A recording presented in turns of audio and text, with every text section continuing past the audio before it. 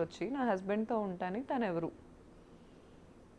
ఇక్కడ మనం లాజికల్గా మాట్లాడాల్సింది ఏంటంటే, చాలామంది ప్రశ్నిస్తూ ఉంటారు, తప్పు ఏంటి, ఆడ మగ మధ్య స్నేహం ఉండకూడదని. ఎంత స్నేహం ఉన్నా ఒక అమ్మాయి అర్ధరాత్రి 1:00 అతను ఫ్లాట్కి వచ్చింది, అతను కూడా సింగిల్గా ఫ్లాట్లో ఉంటాడు. ఆ మహాతల్లి 1 గంటకు వచ్చి తెల్లారుజాము 4 గంటలకు వెళ్ళాల్సిన అవసరం ఏంటి అనేది ఇక్కడికి వచ్చింది. సో దీన్ని ఆడామగ మధ్య స్నేహం అనుకోవాలా, అక్రమ సంబంధం అనుకోవాలా, ఇంకోటి అనుకోవాలా? సార్ వాళ్ళిద్దరు ఇంటిమేట్ వీడియోస్ కూడా ఉన్నాయి నా దగ్గర.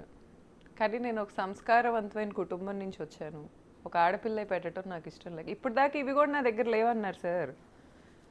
ఇతనికి ఒక టీం ఉంది, ఈ యాంటీ హిందూ యాంటీ నేషనల్ టీంని పట్టుకుంటాడు ఇతను. వాళ్ళు ఏంటంటారంటే నాకు మెసేజ్ల్లో లేకపోతే ఫేక్ యూట్యూబర్స్కి డబ్బులు ఇచ్చి ఏం మాట్లాడిస్తారంటే నా దగ్గర ఎవిడెన్స్లు లేవంట. అతని తలకొరువు అతనే పెట్టుకుంటున్నట్టు నా దగ్గర ఉన్నాయి, నేను వదలట్లా. ఎందుకంటే అతని మీద ఒకప్పుడున్న ప్రేమ మీద రెస్పెక్ట్ అనుకోండి, లేకపోతే ఆ అమ్మాయి కూడా ఒక కుటుంబానికి చెందిన ఆడది కదా, ఎందుకు చేయటం అనే పాయింట్లో నేను వదలట్లా. కానీ వీళ్ళకి ఆగదు అది. అంటే ఆ వీడియోస్ మీ దగ్గర ఎట్లా అంటే సార్ అది నా ఫ్లాట్ సార్, అక్కడ ఏమైనా చేసుకునే రైట్ నాకు ఉంది. నేను సీసీటీవీలు పెట్టుకుంటా, లేకపోతే నేను కెమెరాలు పెట్టుకుంటా. What ever. అంటే బెడ్రూమ్లో సీసీ కెమెరాలు పెట్టారా? I have full rights to put anything sir. I have full rights to put anything. మిమ్మల్ని దాన్ని ఏమంటారు, పై క్రాస్ చేయటం లేదు. నేను అనేది ఏంటంటే మీ బెడ్రూమే కదా, మీ బెడ్రూమ్ మీరు ఖాళీ చేసేసిన తర్వాత కావాలని ఇతని మీద అనుమానంతో కెమెరాలు పెట్టించారా లేకుంటే? సార్ యాక్చువల్గా నన్ను అతను January 9th 12th నేను ఆ ఫ్లాట్లోంచి బయటకు వచ్చేసా. ఓకే. తర్వాత నేను 2 days హాస్పిటలైజ్ అయ్యా వీళ్ళ అరాచకాలన్నీ తెలిసి, పానిక్ అటాక్స్కి గురయ్యి. తర్వాత అతనే నాకు ఒక ఇల్లు ఎతికి నన్ను బయటికి పంపించాడు. ఓకే. ఆ ఇల్లు అతనే ఎతికి పెట్టాడు, పంపించాడు. కానీ నేను వెళ్ళిపోయాక నాకు విడాకులు ఇవ్వట్లా. మళ్ళీ కలిసి ఉంటాను అని వచ్చి చెప్తాడేమో అనే హోప్ ప్రతి ఆడదానికి ఉంటుంది. సో అసలు అతను ఏం చేస్తున్నాడో తెలుసుకోవాలి కదండి సార్. అది బయట పెట్టే ఉద్దేశం కాదు, అట్లీస్ట్ అతను ఏం చేస్తున్నాడో తెలుసుకోవాలి కదా. ఇప్పుడు ఈ ఋతు అనే అమ్మాయితో నన్ను మాట్లాడిచ్చాడు. నాకు ఒకరోజు ఏం చెప్పాడు, ఇలాంటి అమ్మాయిలందరితో నన్ను తిట్టిస్తా కొట్టిస్తా అని చెప్పాడు. ఇప్పుడు వీళ్ళ అతని దగ్గరికి ఎందుకు వస్తున్నారో ఆ అమ్మాయిని అడగాలి, అతను ఎందుకు పిలుస్తున్నాడో అతను అడగాలి. ఆ అమ్మాయి బాడీ లాంగ్వేజ్ మీరు చూస్తే ఇప్పుడు ఇచ్చిన కొన్ని వీడియోస్లో అమ్మాయి తాగలేదంటే ఎవరు నమ్మరు. పసిపిల్లలకు కూడా అర్థమవుతుంది వాళ్ళు ఎంత డ్రంక్ ఉన్నారో. మార్నింగ్ 4 o'clockకి ప్లే అవుతున్న విజువల్, మార్నింగ్ 4 o'clock సండే 4:24 లిఫ్ట్లో బయటకు వెళ్తున్న వీడియో. ఆఫ్టర్ పార్టీస్ అంటారు వాటిని. పార్టీ అయిపోయాక ఆఫ్టర్ పార్టీ తెచ్చుకుంటున్నాడు అమ్మాయిని ఇంటికి. ఓకే. ఇప్పుడు ఆ అమ్మాయి అంత ఓపెన్గా, సేమ్ కమ్యూనిటీ మనిషిని నేను, అమ్మాయిది కోనాపాలెం అంటున్నారు, మరి నిజమో కాదో, మా ఊరు దగ్గర ఒక ఊరు. ఎంత కాదనుకున్నా నేను ఒక ఇన్ఫ్లుయెన్సర్ని, నాకు ఎప్పటి నుంచో హైదరాబాద్లో సర్టెన్ కాంటాక్ట్స్ ఉన్నాయి. నా ఇంటికే అమ్మాయి అలా వచ్చిందంటే ఎంతమంది ఇళ్ళకి వెళ్తుంది అనుకోవాలి నేను ఈరోజు. ఆశ్చర్యం ఏంటంటే మీరు చెప్తుంది 2023లో కూడా వీళ్ళిద్దరి మధ్య రిలేషన్ ఉంది అనేది మీకు కొంత అనుమానం ఉంది. అనుమానం ఇద్దరి మధ్య డిస్కషన్ కూడా వచ్చింది. అనుమానం ఎప్పుడు లేదు అతని మీద, కానీ క్లారిటీ ఉంది. ఓకే. కానీ ఇంత వివాదం జరిగి గత ఆల్మోస్ట్ మీకు ఒక 2 నెలల నుంచి పోరాటం చేస్తున్నారు కదా మీరు, పోలీస్ స్టేషన్ చుట్టూ కావచ్చు, మీడియా చుట్టూ కావచ్చు. మీరు మానసికంగా నలిగిపోయి ఇబ్బందులు పడి, సో ఒక ఆడపిల్ల మెంటల్ పొజిషన్ ఏంటంటే మేము అర్థం చేసుకోగలం ఈ సిచ్యువేషన్. ఇంత జరిగిన తర్వాత కూడా ఆమె బిగ్ బాస్కి సెలెక్ట్ అయింది. బహుశా మీరు చెప్తున్న డేట్లో బిగ్ బాస్కి అప్పటికే ఇన్ఫార్మ్ చేశారు వాళ్ళు, బిఫోర్ 1 month నుంచే ప్రొసీజర్ స్టార్ట్ అవుతుంది వాళ్ళకి. బిగ్ బాస్కి సెలెక్ట్ అయిన తర్వాత కూడా మీ భర్త ధర్మ మహేష్ ఉన్న ఫ్లాట్కి, అంటే మీ ఫ్లాట్కి అవి వెళ్ళింది. ఇది ఆశ్చర్యం. వెళ్ళింది సార్. ఆ అమ్మాయి తిరుపతి వెళ్ళింది కదండి సార్. తిరుపతి వెళ్ళి ఒకసారి నాకు యూట్యూబ్లోనే చూసాను నేను, తిరుపతి వెళ్ళింది. మరి ఆ టైంలో అబ్బాయి ఏ అమ్మాయిలతో తిరగలా, ఆ అమ్మాయి కోసమే వెయిట్ చేస్తా కూర్చున్నాడు. మరి ఆ అమ్మాయి తిరిగి వస్తుందని, మరి దాని లవ్ అనుకోక ఏమనుకోవాలి సార్ నేను? అంటే ఇతను కూడా సిగ్గుండక్కర్లేదా? నా భార్య ఈరోజు నా మీద ఫైట్ చేస్తూ ఒక విధంగా అతను కంప్లీట్ అతను పరువు అంతా పోయింది. ఈరోజు సొసైటీలో తలెత్తుకునే పరిస్థితి కూడా లేదు. సో ఇంత డ్యామేజ్ అయిన తర్వాత కూడా దాన్ని చక్కదిద్దుకునే ప్రయత్నం చేస్తాను అలాంటి ఉంటే ఆ పొజిషన్లో. ఒకవేళ నేను బిఫోర్ నేను తప్పు చేసినా కూడా ఆఫ్టర్ దట్ నా భార్య చేతిలోనే నా పరువు పోతే నేను దాన్ని సరిదిద్దుకోవటానికో లేకపోతే జీవితాన్ని చక్కదిద్దుకోవటానికో ప్రయత్నం చేస్తాను. కానీ ఈ విధంగా ఇంత ఇష్యూ జరుగుతున్నప్పుడు కూడా ఆమెని తన ఫ్లాట్కి పిలిపించుకున్నాడు అంటే అసలు నిజంగా ఆశ్చర్యంగా ఉంది ఇది చూడటానికి. నెక్స్ట్ బిగ్ బాస్ లాంటి అతిపెద్ద ప్లాట్ఫామ్కి సెలెక్ట్ అయిన అమ్మాయి ఇతని రూమ్లో ఏం పని అనేది. సార్ వేరే అమ్మాయిలతో కూడా వీళ్ళు ఈ బిగ్ బాస్ ఆర్టిస్టులు కొంతమందితో నా ఫ్రెండ్స్కి పబ్బుల్లో కనిపించారు. ఇల్యూజన్ అని ఓ పబ్ ఉంటుంది, లేకపోతే సర్టెన్ పబ్స్లో నాకు కనిపించారు. వీళ్ళందరూ పిల్లి కళ్ళు మూసుకొని పాలు తాగుతా నన్ను ఎవరు చూడట్లేదు అనుకుంటుంది చూడండి సార్, ఆ కేటగిరీ వీళ్ళు. ఇప్పుడు ఓపెన్గా ఈ అమ్మాయి అర్ధరాత్రులు వెళ్ళిపోతే ఎవరికి కనపడదు, క్లోజ్డ్ డోర్స్ వెనుకున్నాను ఎవరికి కనపడదు అనుకుంటే ఎలా సార్? ఆ డోర్ ఎవరిది? నాది. ఆ ఇల్లు ఎవరిది? నాది. నా హస్బెండ్కి నాకు సంబంధం ఉన్నంత వరకు అతను ఎక్కడున్నా అక్కడ 50% రైట్ నాకు ఉంటుంది లీగల్గా. అమ్మాయి వెళ్ళి డోర్ వేసేసుకుంటే అది అమ్మాయిది అయిపోతుందా? ఇప్పుడు నాకు చాలామంది సార్ పాపం మీ ఆయనే చెడ్డవాడు, ఆ అమ్మాయి ఏం చేసింది, ఈ టైంలో ఎందుకు అన్నట్టు మాట్లాడారు. నేను సింగిల్ క్వశ్చన్ అడుగుతా వాళ్ళందరినీ, నా పర్సెప్షన్లో వదిలేయండి. మీ అందరూ మాట్లాడే వాళ్ళందరికీ ఆడోళ్ళు చీపు. మాట్లాడే వాళ్ళకి, మాట్లాడని వాళ్ళ గురించి నేను మాట్లాడట్లా. మాట్లాడే వాళ్ళందరికీ ఇప్పుడు ఒక అమ్మాయి ఇంత గోత్రు అవుతుంది అనేది మీకు చీపు. చైనా ఎంత పెద్ద దేశం, ఇప్పుడు ఇండియా పెద్ద దేశం, కొరియా డెవలప్ అవుతున్న దేశం. ఒక్కసారి ఆ సిటీస్లో బిల్డింగ్స్ ఎలా ఉంటాయి, స్ట్రీట్స్ ఎలా ఉంటాయి అనేది వీడియోలు పెట్టుకొని చూడమనండి వీళ్ళని యూట్యూబ్లో.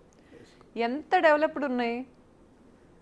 ఎందుకున్నాయి అంటే మీలాగా ఇంత చండాలంగా ఆలోచించక కూర్చొని ఒక అమ్మాయి ఓపెన్గా నా ఇంటికి నా పర్మిషన్ లేకుండా వెళ్ళి నా హస్బెండ్తో ఉంటుంటే వీళ్ళందరికీ ఆ అమ్మాయి మీద జాలేస్తుంది చూడండి.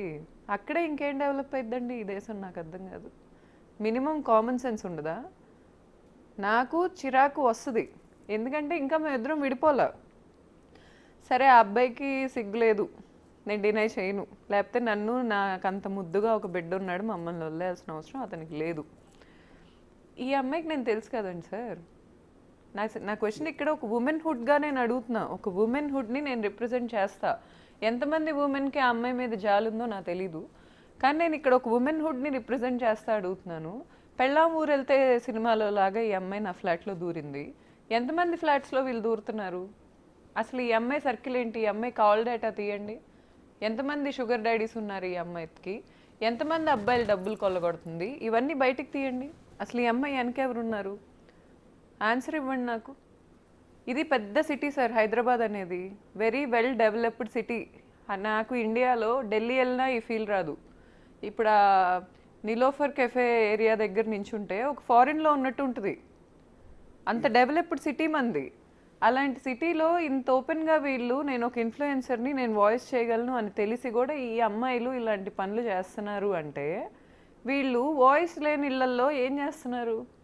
ఒక ఆడదానికి వాయిస్ లేదు అని తెలిస్తే వాళ్ళ మొగుళ్ళతో వీళ్ళు ఎన్నో రాజకాలు చేస్తున్నారు. వీళ్ళ ఫోన్ డేటాలు తీయండి, వీళ్ళ వాట్సాప్ చాట్లు తీయండి. ఏం పని సార్ వీళ్ళకి? అంటే the biggest platform Bigg Boss అండి, హైయెస్ట్ వ్యూయర్షిప్ ఉన్న ప్లాట్ఫామ్ కూడా అది. అలాంటి ప్లాట్ఫామ్కి ఆమెను సెలెక్ట్ చేశారు. బేసిక్గా కాంట్రవర్సీతోనే సెలెక్ట్ చేశారు ఎక్కువ. ఎందుకంటే సోషల్ మీడియా ఆమె చేసే వీడియోస్ చూసి అయితే బిగ్ బాస్కి ఎంపిక చేయలే. ఆ మీద వచ్చిన కాంట్రవర్సీతోనే ఆమెను సెలెక్ట్ చేశారు. ఇప్పుడు ఆవిడ 2 వారాలు దాటి 3వ వారం బిగ్ బాస్లో ఉంది. ఆమెను కొంతమంది ఆదరించేవాళ్ళు కూడా ఉన్నారు, ఆవిడ కొంతమంది ఫ్యాన్స్ ఉన్నారు. ఫ్యాన్స్ ఓట్లే బట్టే కదా ఇన్ని వారాలు. వాళ్ళందరికీ మీరు ఏమైనా చెప్పదలుచుకున్నారా?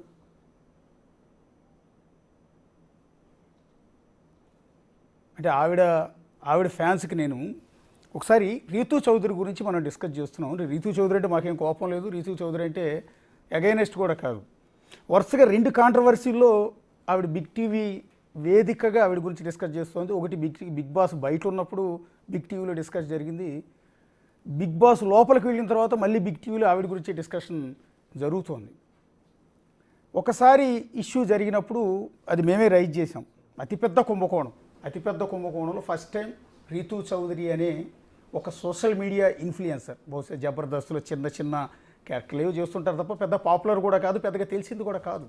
కానీ ఒక రాజకీయ పార్టీతో ముడిపడి ఉన్న కొన్ని 100 కోట్ల భూ స్కామ్లో ఆవిడ పేరు బయటకు వచ్చినప్పుడు డిస్కషన్ చేస్తే నా పాపం ఏమి లేదు, నాకు సంబంధం లేదు, నేను ఆ శ్రీకాంత్తో విడిపోయాను అంటూ ఎవడో చెప్పుకునే ప్రయత్నం చేసింది. సరే, అదే శ్రీకాంత్ అనే వ్యక్తి పరిగెత్తుకుంటూ స్టూడియోకి వచ్చాడు, ఏదో చెప్పుకునే ప్రయత్నం అతను కూడా చేసేసాడు. నా భార్య అని అంటాడు, మా ఇద్దరి మధ్య పెళ్ళి అయింది అంటాడు, కానీ అన్ని 100 భూములు ఆవిడ పేరు మీద రిజిస్ట్రేషన్ చేయలేదంటాడు. సో ఆ రోజు మొత్తం డాక్యుమెంట్స్తో సహా తీసి చూపించాము.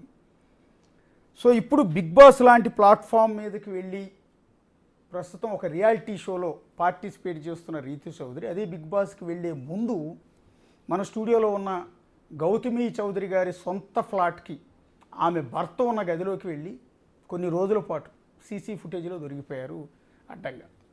సరే ఏ అపార్ట్మెంట్కైనా ఎవరైనా వెళ్ళొచ్చు, స్నేహితులు ఉండొచ్చు, బంధువులు ఉండొచ్చు, ఇంకొకళ్ళు ఉండొచ్చు. అర్ధరాత్రి 1 గంట నుంచి తెల్లవారుదాం 4 గంటల వరకు వెళ్తారా అనేది ఇక్కడ విచిత్రం, విడ్డూరం, ఆసక్తికరం. సో దాని గురించే మనం ఇక్కడ డిస్కస్ చేస్తున్నాం. ఇలా ఒకసారి బిగ్ బాస్ వ్యూయర్స్కి ఏం చెప్తారండి? బిగ్ టీవీ కాదు, బిగ్ బాస్ వ్యూయర్స్కి. ఎందుకంటే ఆమె 2 వారాలు కొనసాగింది అంటే చాలామంది ఓట్లేసారు ఆవిడకి. సో నెక్స్ట్ వీక్ కంటిన్యూ అవ్వాలని వాళ్ళ ఓట్లే కీలకం. సో ఇలాంటి టైంలో ఆమెకు సంబంధించిన ఈ వీడియో బయటకు వచ్చింది. అది కూడా పర్టికులర్గా మీ కాపురంలో చిచ్చు పెట్టడానికి ఆవిడే కారణమని మీరు చెప్తున్న నేపథ్యంలో మీ బెడ్రూమ్లో స్వయంగా ఆవిడకి సంబంధించిన వీడియోస్ కూడా రికార్డ్ అయిన ఈ సందర్భంలో బిగ్ బాస్ వ్యూయర్స్కి రీతు చౌదరిని ఎంకరేజ్ చేసి ఆదరించి అభిమానించే ప్రేక్షకులకి ఏం చెప్తారు?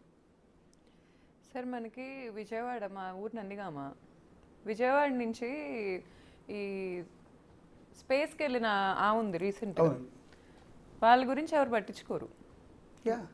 నేనేం చెప్తున్నానంటే వీళ్ళకి ఎండ్ ఆఫ్ ద డే ఏ మనిషికైనా ఈరోజు కావాల్సిన డబ్బు. ఎండ్ ఆఫ్ ద డే కూర్చొని నా బ్యాంక్ బ్యాలెన్స్ ఏంటి, రేపు అప్పులు ఏంటి, ఈఎంఐలు ఏంటి, ఇదే ఆలోచిస్తాడు ప్రతి వ్యక్తి.